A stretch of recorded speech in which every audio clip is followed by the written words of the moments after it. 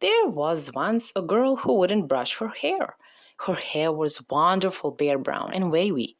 The girl also had a doll that looked just like her, except the doll had no hair and was only a baby. The doll's name was Baby.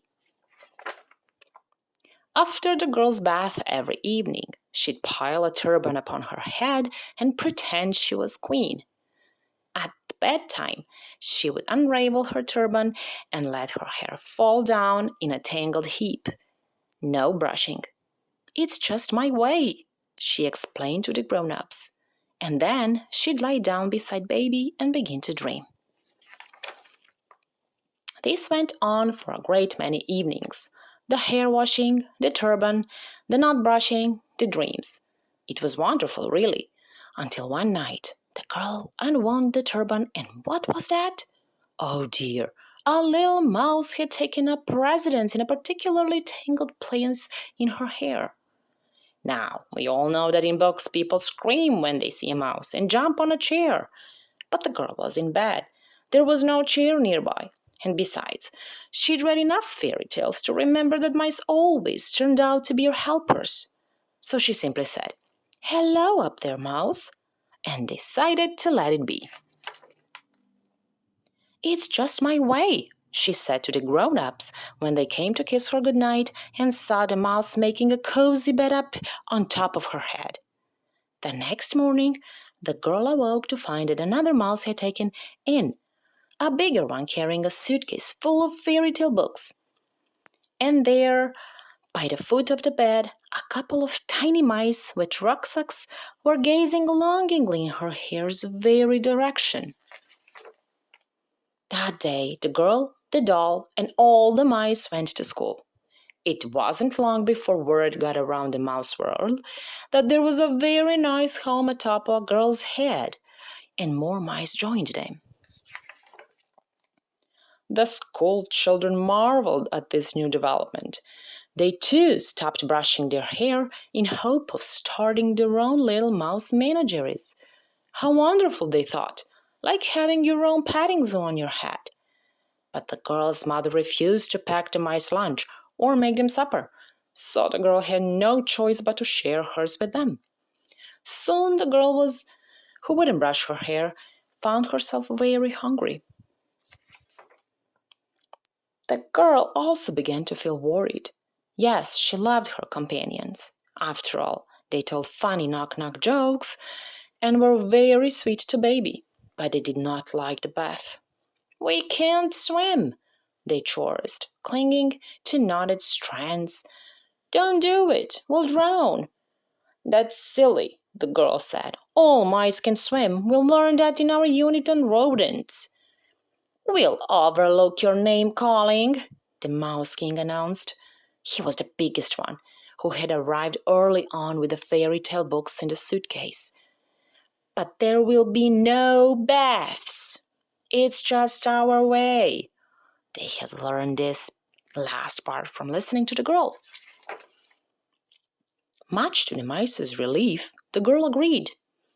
For though she was becoming quite dirty, she had grown fond of their company. They had set up such a marvelous home for themselves, a palace really, atop her head. It had secret passageways and a cheese cellar and a tiny circular moat. But the not brushing turned out to be less pleasing than not brushing had been. The girl was starting to, how shall we put this? She was starting to smell. And so, of course, no one wanted to be near her. Even Baby tried to keep her distance. Now it was as if the mice were in charge of the girl rather than the other way around.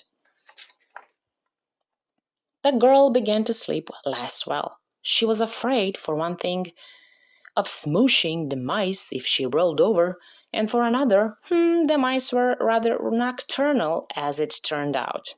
They chattered all night, keeping up Baby, telling her complicated knock-knock jokes into the wee hours until the sun rose and the girl, bleary-eyed, climbed out of bed.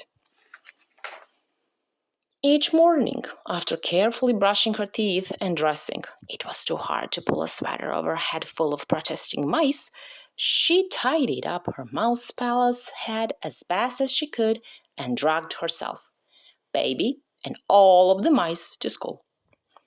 Then one terrible day, teacher said, "I'm so sorry, but you can no longer bring baby. Each child may have only one friend for nap time, and it appears that by now you have 100 mice in your hair. The rules are quite broken enough." The girl slumped her shoulders and hung her heavy head as baby, and all of the mice stared at her in silence. Oh, poor mice.